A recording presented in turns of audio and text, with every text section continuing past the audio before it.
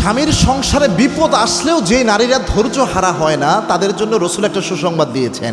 এবং কি রসুল সাল্লাল্লাহু আলাইহি ওয়াসাল্লাম এই সুসংবাদটা এমনভাবে নারীদেরকে দিয়েছেন, নারীরা যদি জানে তাদের সাংসারিক জীবনে এই কষ্ট অনেকটাই তারা কমে যায়। এই যে নারীরা সংসার করে, একটা পরিবার ছেড়ে স্বামীর সংসারে এসে দিনকে দিন রাতকে রাত কাটায়, তারা পুরা পরিবারটাকে নিজের পরিবারের মতো আপন বানিয়ে নেয়, স্বামীর সংসার দেখে রাখে, স্বামীর সন্তানদেরকে দেখে রাখে, স্বামীর ঘরটাকে গুছিয়ে রাখে।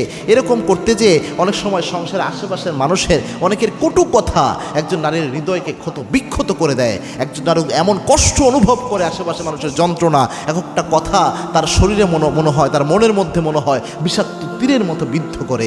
এই জিনিসগুলোর পরেও তার জন্য পুরস্কার রয়েছে।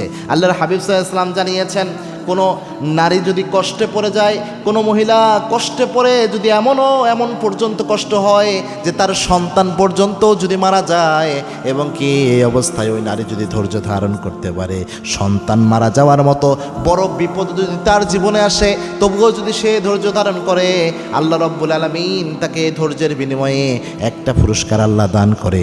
এই ধৈর্যের কারণে, আল্লাহর সুখ উপরে সন্তুষ্ট থাকার কারণে আল্লাহ রাব্বুল আলামিন তার জন্য জান্নাতে একটা বাড়ি বানায় দেয়। সুবহানাল্লাহ। স্বামীর সংসারে সবচেয়ে অশান্তির শিকার হয়েছিলেন কিন্তু ফেরাউনের স্ত্রী আসিয়া। আপনারা জানেন, এই আসিয়া ফেরাউন যখন অত্যাচার করত, লোহার চিরুনি দিয়ে আসিয়ার গোস্তগুলা টেনে টেনে তুলতো মুসা আলাইহিস সালামের উপর ঈমান আনার কারণে।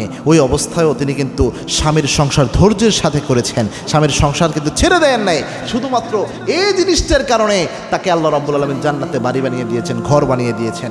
এই জন্য আপনাদের জন্য পরামর্শ থাকবে, বোনেরা, অল্প দিনের দুনিয়া, একটু রাগারাগি মনোমালিন্য হলেই তাড়াতাড়ি ডিভোর্সের দিকে চলে যায়েন না, ধৈর্য ধরার চেষ্টা করেন। স্বাভাবিক সন্তান মারা গেলে আব্বা হোক আম্মা হোক এই মর্যাদা তো বলেছেন, সুতরাং নারীরা তো বেশি যেহেতু কষ্ট পায়, এই জিনিসটা আমাদের আমল করা উচিত। আল্লাহ রাব্বুল আলামিন আমার মা বোনদেরকে ধৈর্য দান করুন, আল্লাহুম্মা আমিন।